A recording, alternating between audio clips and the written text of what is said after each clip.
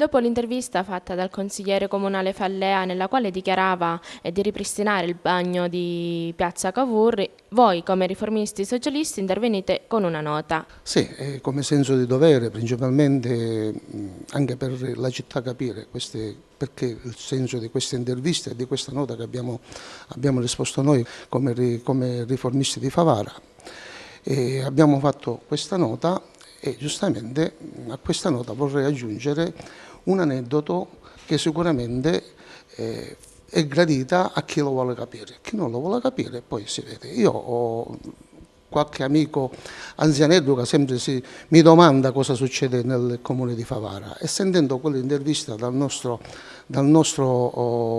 Fallea, tutto il PDL che si stanno tassando tutti insieme per una spesa irrisoria di 100 euro circa, a questo punto mi viene di fare questo aneddoto e dico questo, con un po' di pazienza, me la scrivo perché un piccerello m'ambarà e la voglio dire giusta. Allora, in poche parole, il bene si traduce in tre modi.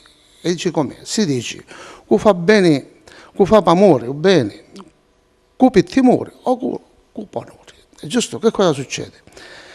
La strofetta che dice, chi fa bene per amore, si acquista la grazia dello Signore. E quindi questa è una cosa molto importante, giusto?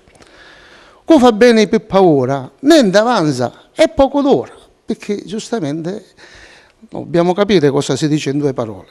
Poi dice pure, chi fa bene, pusanza, niente vale, è poco avanza. Io mi voglio rivolgere ai nostri concittadini e voglio dire questo. Chi vuole capire capisce. Sicuramente il gesto di qualcuno può essere interpretato come si vuole. Quindi lasciamo il pensiero ai nostri cittadini. Non voglio essere io quello a giudicare come si deve pensare per una spesa di 100 euro irrisoria. Questa era una cosa che da 2 anni il sindaco ancora doveva fare. Grazie.